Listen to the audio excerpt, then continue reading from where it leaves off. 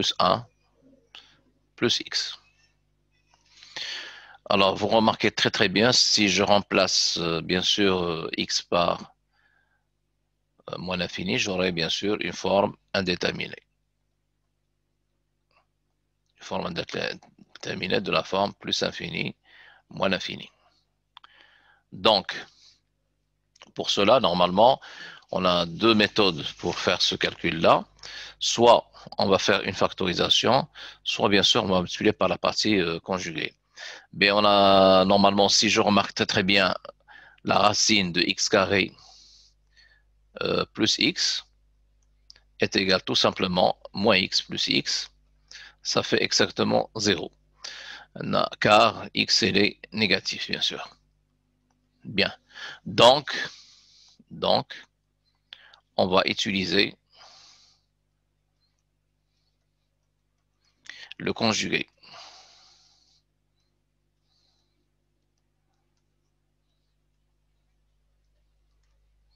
Voilà. On va utiliser, bien sûr, le conjugué.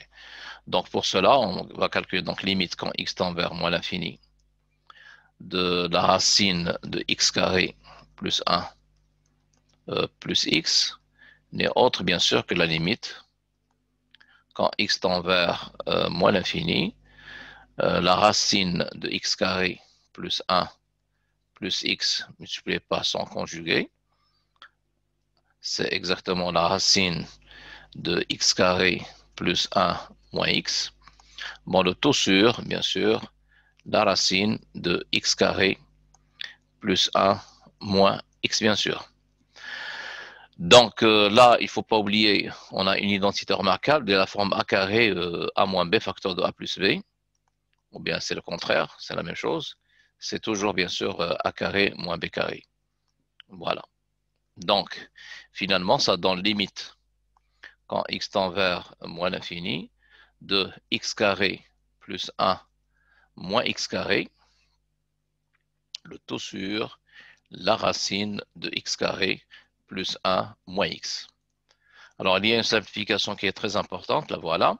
Et finalement, ça fait bon, 1 sur plus infini, bon, entre guillemets, bien sûr, c'est tout simplement c'est 0. Bon, voilà concernant bien sûr cette limite-là qui est vraiment trop facile.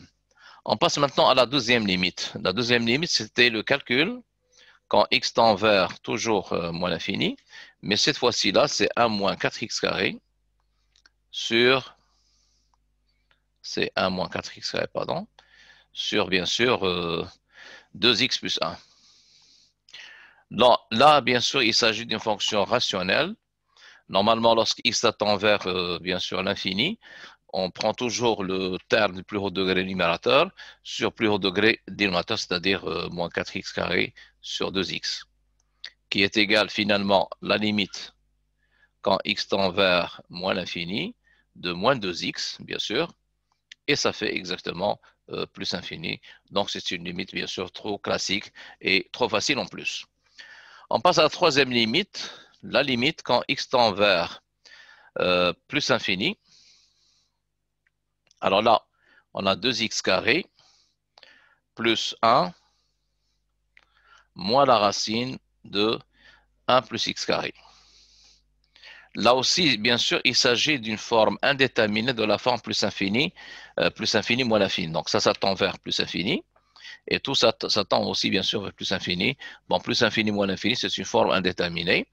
Donc là, normalement, c'est la même chose que tout à l'heure. Soit, bien sûr, on va multiplier par la partie conjuguée, ou bien sûr, on va factoriser.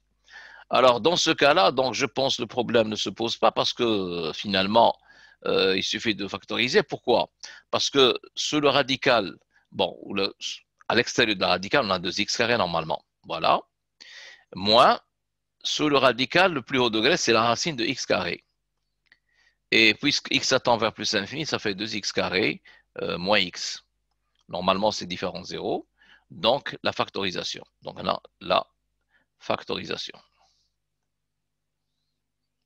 Voilà, la factorisation, ça marche très très bien. Donc, je reviens là et je vais factoriser tout simplement par, bien sûr, le terme prépondérant. Et dans ce cas-là, bien sûr, on va factoriser par x carré. Voilà, facteur donc de 2 plus 1 sur x carré. Attention, bien sûr, pour factoriser, bon, pour faire sortir x carré, il faut normalement factoriser par x à la puissance 4 sur le radical. Même si ça n'existe pas, ce n'est pas un problème. Donc, ça fait exactement, si vous voulez, 1 sur x à la puissance 4 plus 1 sur x carré. Et voilà, donc je pense que c'est terminé. Alors, ça tend vers 0. De même, celui-là, ça tend vers 0. De même, celui-là, ça tend aussi vers 0. Donc, ça reste finalement rien que 2 fois x carré. Ça fait exactement plus infini. Donc, c'est la limite normalement. Quand x tend vers plus infini, de 2 fois x carré, c'est exactement, bien sûr, plus l'infini. Bon, voilà, concernant, bien sûr, ces trois limites. On passe maintenant à la quatrième limite. Donc, la quatrième limite, c'est facile aussi. Donc, c'est la limite, normalement, la limite, quand x tend vers plus infini, de la racine cubique de 8x carré, x à la puissance 3, pardon, plus 1, moins x plus 2. Là aussi, c'est la même chose, c'est la même remarque tout à l'heure. Si vous remarquez, la racine cubique de 8x à la puissance 3 moins x, ça fait exactement 2x moins x. Donc, c'est exactement x est différent de 0. Donc, c'est la factorisation. Donc, je factorise, bien sûr. Donc, la limite quand x tend vers plus infini. Normalement, on va factoriser sous le radical par x à la puissance 3 pour faire sortir, bien sûr, le x. Donc, ça devient x finalement, facteur de la racine cubique de 8 plus 1 sur x à la puissance 3 moins 1 plus 2 sur x. Et voilà. Donc, ça tend vers 0. Ça aussi, ça tend vers 0. Ça reste seulement la limite quand x tend vers plus infini. La racine cubique de 8, c'est exactement 2. 2 moins 1, ça fait 1. Ça fait la limite seulement de x. Donc, c'est exactement plus l'infini. Et voilà. On passe maintenant à la cinquième limite. La cinquième limite, c'est la limite quand x tend vers 1. La racine cubique de x moins 1 sur x moins 1. Si je remplace, j'aurai une forme indéterminée, bien sûr, de la forme 0 sur 0. Pour cela, on a bien sûr deux méthodes différentes qu'on peut adopter dans cet exemple-là. Soit de multiplier par le conjugué, soit, bien sûr, faire un changement de variable. Mais avant, bien sûr, de faire ça, il faut remarquer une chose qui est très importante. Lorsqu'il s'agit des racines cubiques, il faut toujours utiliser, bien sûr, par exemple, le conjugué de a moins b. C'est exactement a carré plus ab plus b carré. Et ce produit-là, ça fait exactement a à la puissance 3 moins b à la puissance 3. Bon, dans ce cas-là, donc celui-là, on va le considérer, si vous voulez, comme le a. Et ça, c'est comme le b. Donc, le conjugué de a moins b, c'est exactement ça. Donc, ça sera finalement limite quand x tend vers 1. Je multiplie par la partie conjuguée que je viens de dire, bien sûr. Facteur de la racine cubique de x au carré. Voilà. Plus la racine cubique de x, plus 1, bien sûr, le taux sur x moins 1, facteur, bien sûr, de la racine cubique de x au carré, plus la racine cubique de x, et plus 1. Bon, en fin de compte, le numérateur, c'est l'utilisation, bien sûr, de l'identité qu'on vient de dire. Donc, c'est exactement x moins 1 sur x moins 1, facteur, bien sûr, de la racine cubique de x au carré, plus la racine cubique de x, plus 1. Je simplifie par x moins 1 et je remplace. Et j'aurai finalement, tout simplement, reste 1 sur la racine cubique de 1, c'est 1, au carré c'est 1 toujours, plus 1 plus 1, ça fait 3, d'où bien sûr la limite. Deuxième méthode, elle est beaucoup plus facile bien sûr, la deuxième méthode. Vous allez voir, on pose racine cubique de x égale à t. Quand x tend vers 1, on a bien sûr t, ça tend vers 1 aussi. Donc, ça devient limite quand t tend vers 1, pardon, de t à la puissance 3, t moins 1 sur t à la puissance 3 moins 1. Ça fait exactement limite quand t tend vers 1, bien t moins 1 en haut. Alors là, c'est une identité remarquable qui est très connue. Facteur de t carré plus t et plus 1. Je simplifie par t moins 1 et ça reste finalement rien que la limite quand t tend vers 1 de 1 sur t carré plus t plus 1, c'est exactement aussi moins 1 tiers. Voilà une deuxième méthode, comme vous remarquez, normalement c'est beaucoup plus facile, elle est simple, donc ça pose aucun problème. Même celle-là, elle n'est pas aussi difficile, donc c'est l'utilisation bien sûr de l'identité remarquable, et ça marche bien sûr à merveille. Ça, c'était concerne toujours l'exercice numéro 1, la partie grand A. Bon, si je passe maintenant toujours l'exercice numéro 1, la partie grand B. Bon, la partie grand B, c'est quoi exactement? La partie grand B, c'est bien sûr classé par ordre croissant, 2 à la puissance 1 quart et racine sixième de 81 et bien sûr la racine carrée de 5. Donc pour classer ces nombres-là, bien sûr, il faut toujours rendre exactement le même, si vous voulez, racine, bon, l'ordre de la racine. Par exemple, celle-là, 2 à la puissance 1 quart, n'est autre que la racine quatrième de 2. La racine sixième de 81, je peux l'écrire autrement, c'est exactement la racine sixième, je vais aller doucement, de 9 au carré. Voilà, c'est la racine, si vous voulez, cubique exactement de 9. Bon, la racine cinquième, ça reste comme ça, donc je vais bien sûr rendre la même indice, si vous voulez, donc ça fait 12e, 5 à la puissance 6. Celle-là, ça fait la racine 12e, bien sûr, de 9 à la puissance 4. Et celui-là, ça fait exactement la racine 12e, bien sûr, de 2 à la puissance 3, c'est-à-dire 8 normalement. Alors on remarque très très bien, bien sûr, que la plus petite valeur n'est autre que 2 à la puissance 3. Donc 2 à la puissance 3 normalement, est plus petite que 9 à la puissance 4, plus petite que 5 à la puissance 6, d'où bien sûr je déduis directement que la racine 12e de 2 à la puissance 3 est plus petite que la racine 12e de 9 à la puissance 4, qui est plus petite que la racine 12e, bien sûr, de 5 à la puissance 6. C'est-à-dire, donc la racine 12e de 2 à la puissance 3 n'est autre, bien sûr, que 2 à la puissance 1 quart. Donc ça fait 2 à la puissance 1 quart, et plus petit, bien sûr, que la racine sixième de 81, qui est plus petit, bien sûr, que la racine carrée de 5. La racine carrée de 5, c'est la plus grande valeur. Bien. Voilà, ils sont bien ordonnés, donc ça pose aucun problème.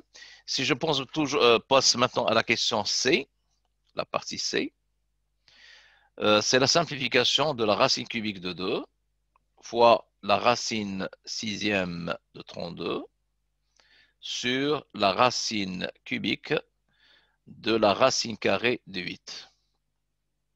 Alors là, il y a plusieurs méthodes, bien sûr, mais je vais adopter cette méthode-là qui est bien.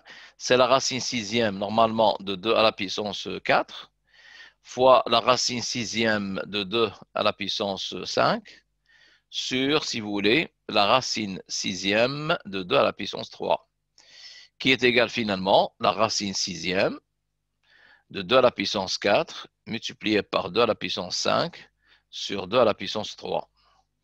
Ça fait exactement la racine sixième. 2 à la puissance 4 avec, donc ça fait exactement 2 à la puissance, ça reste exactement 2 à la puissance 4, ça reste 1, 2 à la puissance 6. Oui. Si je ne me suis pas trompé au calcul, je pense. La racine cubique de 2, ça fait exactement la racine 4 sixième. Ah, pardon, là, il y avait une erreur. Normalement, c'est 2 sixièmes là. Voilà, c'est un 2. Je m'excuse. Voilà. Donc, ça fait 2 à la puissance 5 sur 2 à la puissance 3. Ça fait exactement 2 à la puissance 4. C'est-à-dire, c'est 2 à la puissance 4 sixième. C'est-à-dire aussi 2 à la puissance 2 tiers. c'est exactement la racine cubique de 2 au carré, c'est-à-dire la racine cubique de 4. D'où, bien sûr, la simplification de ce nombre. Voilà. Maintenant, on passe à la question D. La question D, normalement, c'est la résolution d'équations et d'inéquations. Donc, je commence d'abord par l'équation, c'est 1 moins x de tout à la puissance 3 est égal à moins 8. Bon, normalement, c'est exactement moins 2 à la puissance 3. Donc, finalement, je déduis d'où, ou bien donc 1 moins x est égal automatiquement moins 2. Attention, j'ai le droit de faire ça. Pourquoi? Parce que 3, il est impair. Puisque 3 est impair, donc j'ai le droit de faire ça directement. Donc, automatiquement, je déduis. Donc, automatiquement, x est égal à 3. Donc, il y a une seule solution, c'est la valeur 3. Si je passe maintenant à l'équation, la deuxième équation, inéquation, pardon, on a la racine cubique de x plus 2 inférieure à 2. Ceci est équivalent, bien sûr, à un système. Il faut d'abord que x plus 2 soit supérieur ou égal à 0, c'est le domaine. Et après, on enlève le tout à la puissance 3, tout simplement, parce que c'est le cube, donc ça pose aucun problème. Inférieur à 8. Ce qui est équivalent finalement que x est supérieur ou égal à moins 2 et x, bien sûr, inférieur à 6, ce qui est équivalent que x était comprise entre, bien sûr, moins 2 et 6. Donc, l'ensemble de solutions, c'est exactement l'intervalle fermé en moins 2, mais attention, c'est ouvert en 6. Bon, voilà concernant bien sûr l'exercice numéro 1. Bon, l'exercice numéro 1, bien sûr, il reste toujours une question, une équation qu'on va tout de suite bien sûr traiter. C'est la résolution de l'équation suivante. On a x à la puissance 6 moins 3x à la puissance 3 et plus 2 égale à 0. Bon, là, la meilleure méthode, c'est le changement de variable. Donc, on pose t égale x à la puissance 3.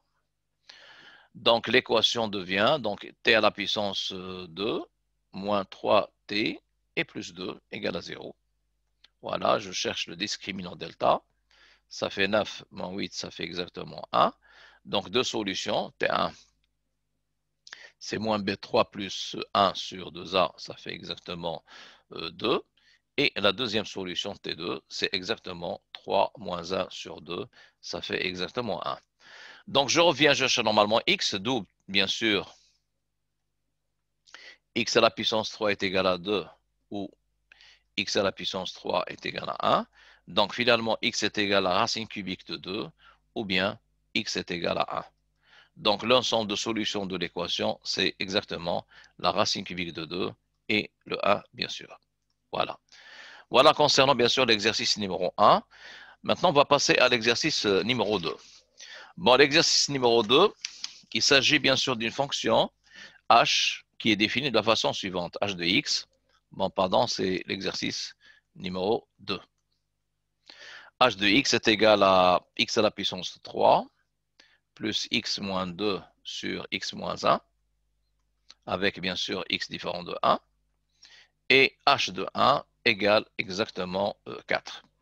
Bon, la question, c'est bien sûr d'abord la première question, c'est montrer que la fonction est contenue sur les intervalles moins l'infini 1 et l'intervalle 1 plus infini. Bon, de toutes les façons, x flèche x à la puissance 3 plus x moins 2 sur x moins 1 est une fonction rationnelle.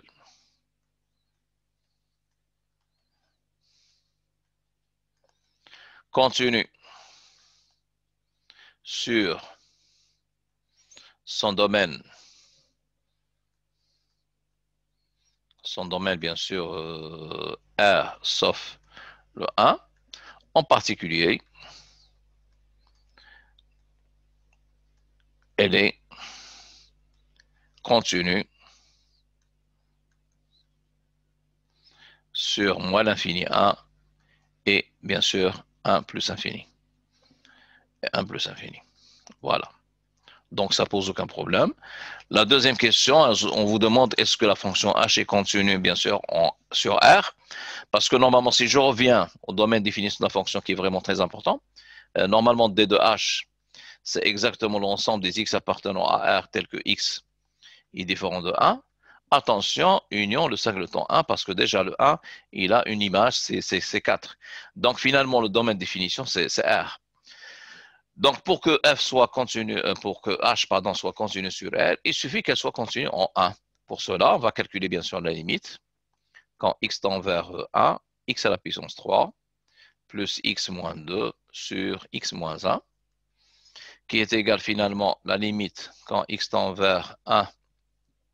Il s'agit d'une forme indéterminée de la forme 0 sur 0. Donc, le numérateur il est factorisable par x moins 1. En faisant une petite, bon, si vous voulez, une division euclidienne, ça marche très très bien. Ça fait comme ça, voilà, et plus 2. Et voilà, le taux sur x moins 1. Je simplifie et je remplace et j'aurai exactement 4, c'est-à-dire c'est h de 2. Donc, h est continu en 1. Conclusion, h est continu sur R. Parce qu'on a déjà démontré tout à l'heure, bien sûr, que la fonction, elle est déjà continue sur moins l'infini 1, union 1 plus infini. Bon, voilà pour le deuxième exercice. C'est un exercice normalement de cours, il est simple, ça pose aucun problème, normalement. On passe maintenant à l'exercice numéro 3. Bon, l'exercice 3, c'est un exercice bon, sur la TVI, normalement. Alors, on considère bien sûr l'équation. Donc, la première question, on va montrer que l'équation x à la puissance 3 plus x moins 1 égale à 0 admet d'abord une seule solution dans R. Et puis, bien sûr, on va démontrer que cette solution-là, elle est comprise entre 0 et 1. Donc, normalement, pour ce faire, donc c'est facile, je pose d'abord f de x. On pose f de x égale x à la puissance 3 plus x moins 1. La première des choses, f est continue sur R. Fonction polynôme, bien sûr. Donc, ça pose un problème. Deuxième point, je calcule la dérivée, quel que soit x appartenant à R. f' de x n'est autre, bien sûr, que 3x carré plus 1, qui est strictement positif, d'où, bien sûr, f est strictement croissante sur R. Donc, ça pose aucun problème. Je passe maintenant à la question, bon, la suite. Si je calcule la limite de f de x quand x tend vers moins l'infini, normalement, c'est la limite quand x tend vers moins l'infini de tel plus haut degré, puisqu'il s'agit d'une fonction polynôme. C'est exactement moins l'infini. De même, la limite de f de x quand x tend vers plus infini, c'est aussi bien sûr la limite quand x tend vers plus infini, bien sûr, de x à la puissance 3. C'est exactement aussi plus infini. Bien. Donc, la méthode numéro 1, première méthode, si vous voulez, c'est une méthode normalement qui est réservée uniquement pour les sciences maths, mais on peut l'utiliser en son sexe. On a donc f réalise une bijection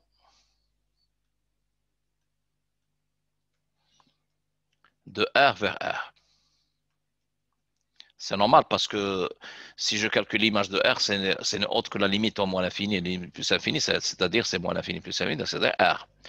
Et la bijection, ça veut dire quoi? Que chaque élément de l'ensemble d'arrivée admet un antécédent et un seul. Donc 0 admet un seul antécédent. Petit a, avec bien sûr petit a, appartient à R. Et si je fais le tableau de variation, c'est trop clair. Voilà, moins l'infini, plus infini. Bon, ma fonction f, on vient de dire qu'elle est strictement croissante.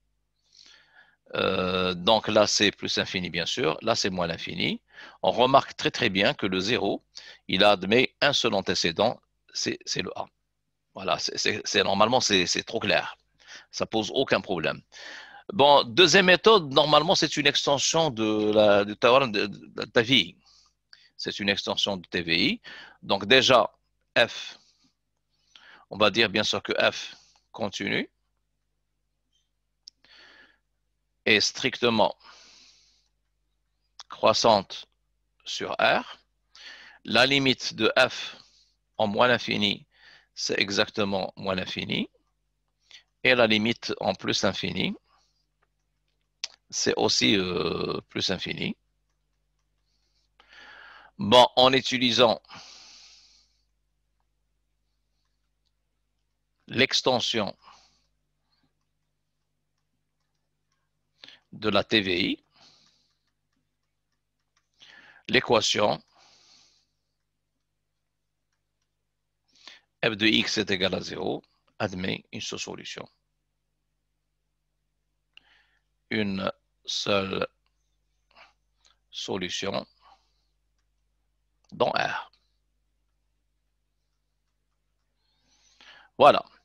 Donc, ça pose aucun problème. Il est très correct. Donc, on peut utiliser l'extension parce que même si la fonction n'est pas définie l'une des deux bornes, bien sûr, de l'intervalle AB en général, en remplaçant f de A par la limite. Et ça marche très bien, tout simplement. Bien. Maintenant, on va essayer de montrer, bien sûr, que cette solution-là, il appartient à l'intervalle 0, 1. C'est facile. Il suffit normalement de calculer f de 0. C'est exactement moins 1. Et f de 1, c'est exactement, bien sûr, le 1. On a bien sûr f de 0 multiplié par f de 1, c'est strictement négatif. Donc, d'après TVI, A, elle est comprise entre 0 et 1. La solution est comprise, bien sûr, entre 0 et 1.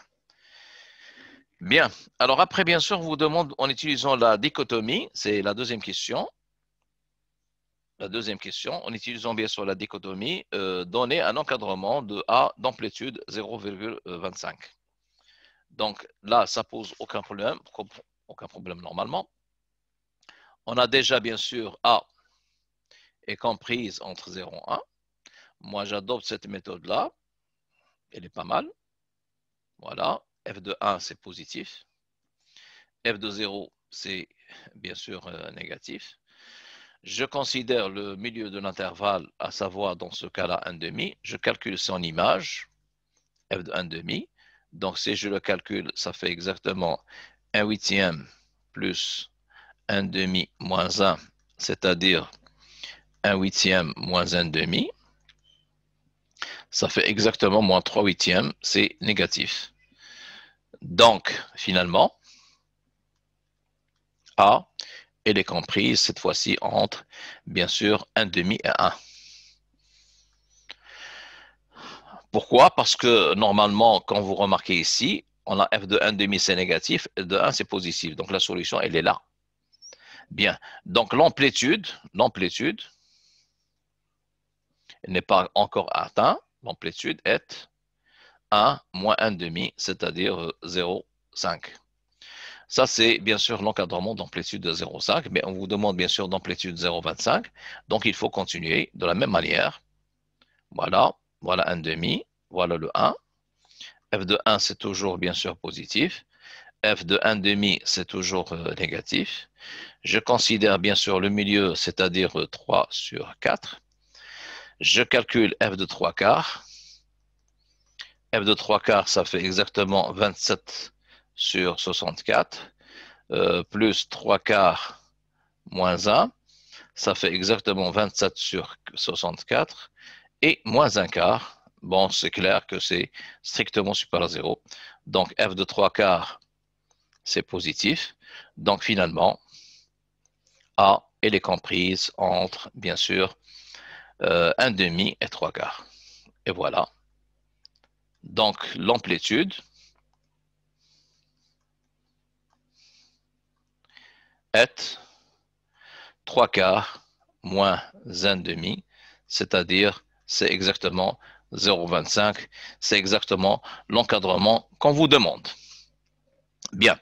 Voilà maintenant concernant bien sûr l'exercice numéro 3. Alors maintenant, on va passer à l'exercice numéro 4. Bon, exercice numéro 4. Exercice numéro 4. Alors, on vous donne bien sûr une fonction f de x est égale à 1 moins x carré sur x, avec bien sûr x appartient à l'intervalle 0 plus infini. La première question, on vous demande bien sûr de montrer que f est continu sur l'intervalle 0 plus infini. Donc, on a déjà f est une fonction rationnelle continue sur son domaine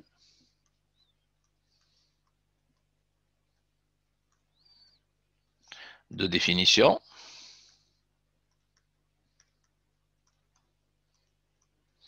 qui est bien sûr R étoile. En particulier, elle est contenue sur l'intervalle i qui est égal à 0 plus infini. Donc, ça pose aucun problème. Ça, c'était la première question. On passe maintenant à la deuxième question.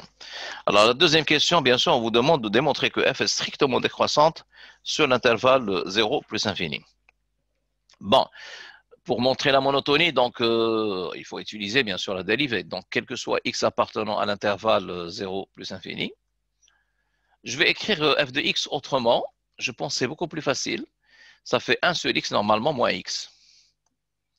Et lorsque je calcule la dérivée, ça donne de très bons résultats. Donc, f' de x, c'est exactement moins 1 sur x carré, moins 1. Voilà. Parce qu'on sait très très bien que la dérivée de 1 sur x, c'est une dérivée classique. C'est moins 1 d'une fonction usuelle. Bien sûr, c'est moins 1 sur x carré. Ça tombe aux yeux, c'est strictement inférieur à 0, d'où f est strictement décroissante. D'où f est strictement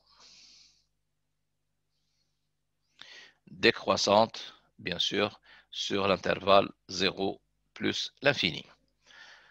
Troisième question, on vous demande bien sûr de montrer que la fonction f admet une fonction réciproque définie sur un intervalle j à déterminer. C'est simple, c'est simple.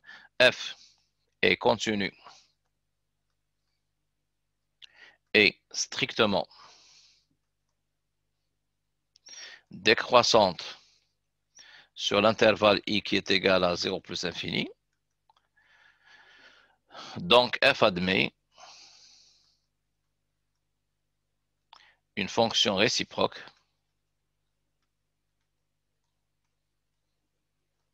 f-1 définie, bien sûr, sur l'intervalle j qui est égal à l'image de l'intervalle 0 plus infini.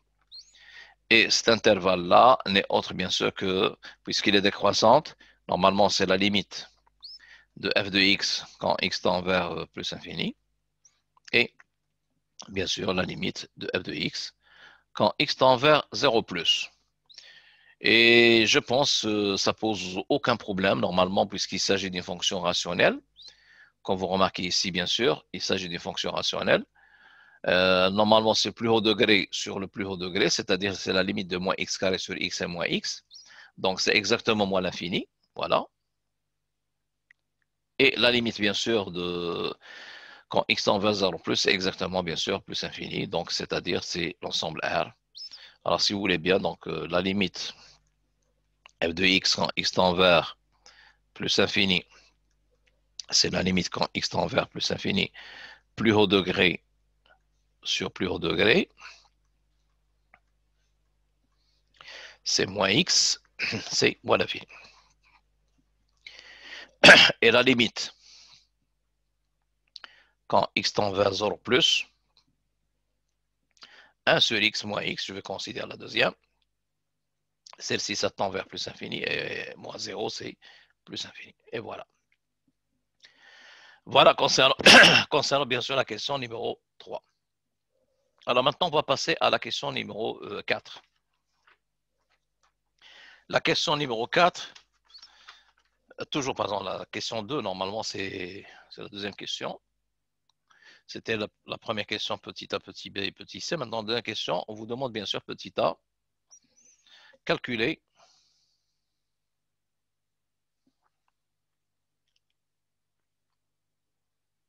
alors calculer f-1 de 0 et f-1 de moins 3,5, bien sûr, sans connaître f-1. C'est pas compliqué. Normalement, ma fonction f-1, elle est définie de R vers l'intervalle 0 plus infini, attention. Donc, si je considère un élément x quelconque, son image par la fonction réciproque n'est autre, bien sûr, un élément y qui appartient à l'intervalle 0 plus infini. Sans oublier, bien sûr, l'équivalence qui est vraiment très importante, f-1 de x égale y, équivalente, bien sûr, que x est égal tout simplement f de y, avec les conditions x appartient à a ici, et bien sûr, là, y appartient à 0 plus l'infini. Bien, pour cela, on pose f-1 de 0, on va le nommer petit a, sans oublier que a appartient, c'est normal, à l'intervalle 0 plus infini. Donc, f-1 de 0 est égal à a, est équivalent tout simplement que f de a est égal à 0. C'est-à-dire que 1 moins a carré sur a égale à 0, ce qui est équivalent que le numérateur qui est nul, ce qui est équivalent bien sûr que a est égal à 1 ou a est égal à moins 1. Puisque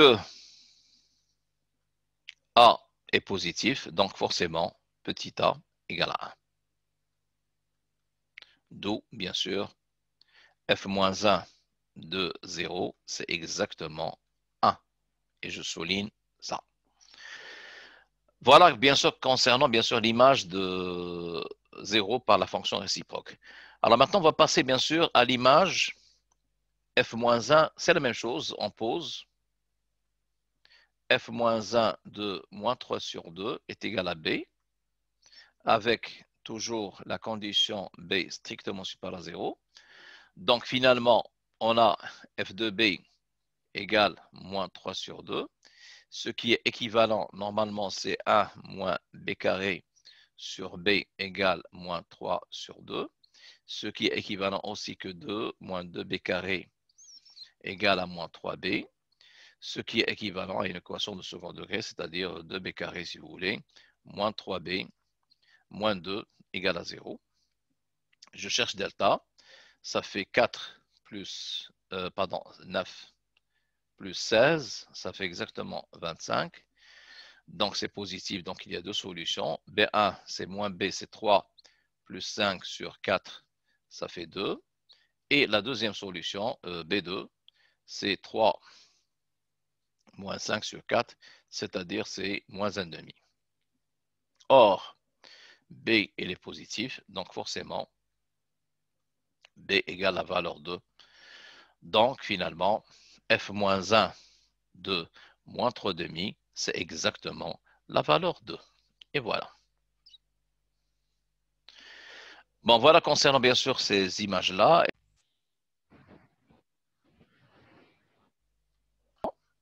C'est la détermination de f-1 de x. Donc, f-1 de x est égal à y. X appartient à R. Est équivalente, bien sûr, que f de y est égal à x, avec y, bien sûr, appartenant à l'intervalle 0 plus infini. Donc, finalement, la méthode, elle est simple.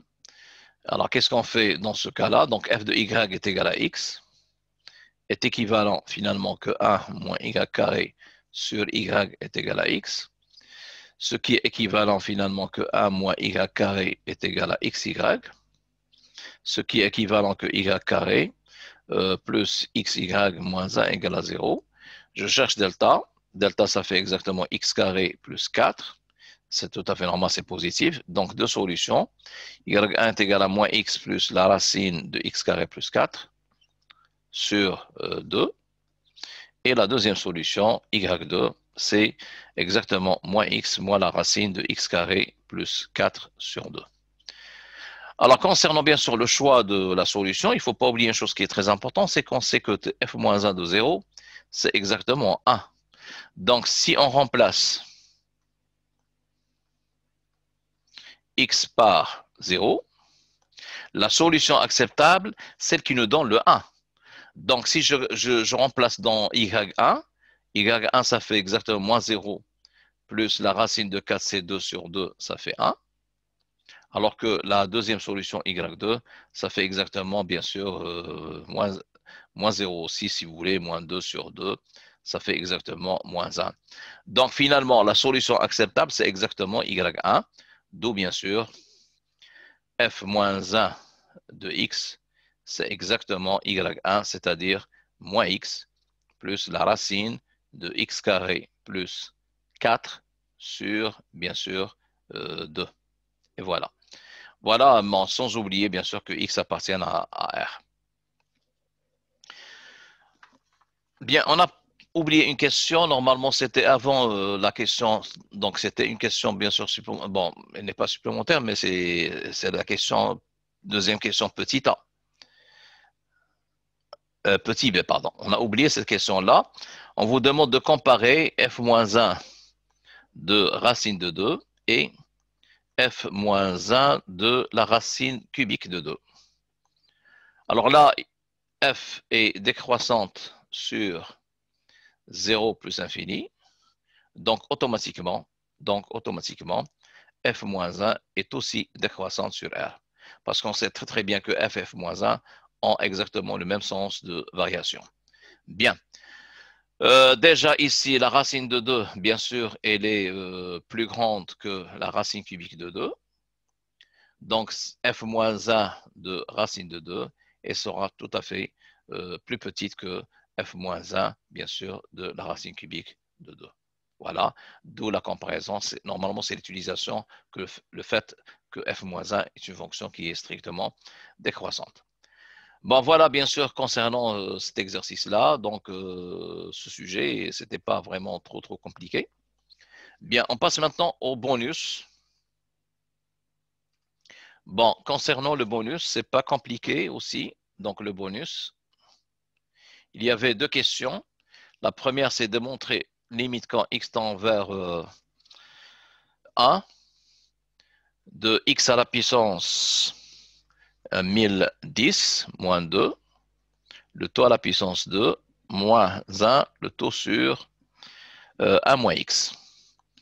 Bon, on a donné exactement trois choix. Il y avait trois choix, qui est le A, le B et le C. Le premier choix A, je vous le donne tout de suite. C'était 2018. Après, c'est 2020. Après, c'est 2019. Alors, on va essayer de chercher quelle est la réponse juste. Bien. Donc là, normalement, il y a un théorème qui est vraiment très important. Je rappelle quand même, un petit rappel, notez bien que si f est dérivable sur i, bon, la dérivable en x0 de préférence, automatiquement je déduis que la limite de f de x moins f de x0 sur x moins x0 quand x tend vers x0 est égale tout simplement f' de x0. C'est très important cette propriété-là pour calculer quelques limites qui sont assez compliquées. Bien. On va essayer d'utiliser la même méthode. Alors on pose f de x, c'est exactement x à la puissance 1010 moins 2 le taux au carré. F, fonction polynôme.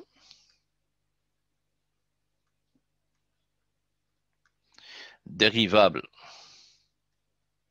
sur R, en particulier en 1. Donc, finalement, la limite quand x tend vers 1 de f de x moins f de 1 sur x moins 1 égale tout simplement f' de 1. Si je calcule f' de x, on va trouver tout simplement 2 multiplié par x à la puissance 1010 moins 2 prime multiplié par x à la puissance 1010 moins 2. Voilà. Alors, c'est une propriété qui est très connue normalement.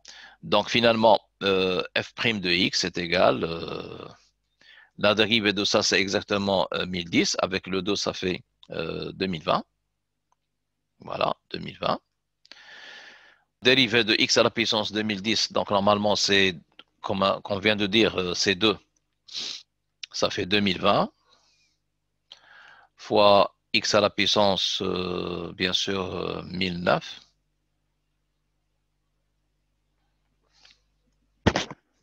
En facteur, bien sûr, de x à la puissance 1010 moins 2.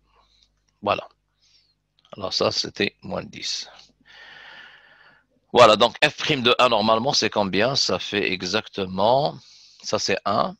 1 moins 2, ça fait moins 1, ça fait exactement moins 2020. Voilà. Bon, je reviens là, donc la limite, quand x tend vers 1, je remplace celui-là par cette valeur, c'est-à-dire x à la puissance de 1010 moins 2, le taux au carré, moins 1 sur x moins 1, attention, c'est exactement moins 2020. Or, dans notre exercice, il y a exactement sur 1 moins x. Donc, puisqu'il y a 1 moins x, donc c'est tout à fait l'opposé, bien sûr. Donc, normalement, on doit changer le signe. Au lieu de 2020, ça devient exactement, d'où bien sûr, on va déduire, d'où bien sûr, directement, la limite, quand x tend vers 1, de x à la puissance 1010 moins 2, le taux au carré, moins 1 sur, attention, sur 1 moins x, c'est exactement l'opposé, c'est-à-dire 2020. Donc la réponse juste, c'est le B. Et voilà. Voilà concernant bien sûr cette question-là sur le bonus. Deuxième question, bien sûr. Alors la question numéro 2 du bonus. On vous demande bien sûr de montrer que, bon, on a une fonction. Voilà. C'est exactement la racine de x à la puissance 3 sur x plus 1. Bon, une asymptote, il y a exactement 5 choix. Donc là, normalement, f de x, je peux l'écrire autrement, c'est tout à fait, normalement, c'est la valeur absolue de x fois la racine de x sur x plus 1. Mais si x appartenant à l'intervalle 0 plus infini, puisqu'on va travailler seulement au voisinage plus infini, donc la fonction devient tout simplement x la racine de x sur x plus 1. Donc finalement, la limite f de x sur x quand x tend vers plus infini, c'est exactement la limite quand x tend vers plus infini, je simplifie par x, ça reste seulement ça. Ça fait exactement 1. Pourquoi? Parce que la limite x sur x plus 1 quand x tend vers plus infini, c'est la limite du plus haut degré numérateur et dénominateur, c'est tout simplement la limite quand x tend vers plus infini de x sur x, qui est égal tout simplement à 1. Bien. Alors maintenant, on va passer à la limite de f de x moins x, c'est-à-dire f de x moins ax, exactement. C'est la limite quand x tend vers plus infini. On va utiliser toujours cette simplification-là. Et voilà, moins x. Je factorise par x. Ça fait finalement la racine de x sur x plus 1 moins 1. Je multiplie par la partie conjuguée et j'aurai finalement, voilà, le x, le voilà. Et là, lorsque je multiplie par la partie conjuguée, ça fait exactement x sur x plus 1 moins 1. Attention sur la racine de x sur x plus 1, bien sûr, qui est égale finalement la limite quand x tend vers plus infini. Alors là, lorsque je réduis en même dénominateur, j'aurai finalement x facteur de x moins 1 sur x plus 1.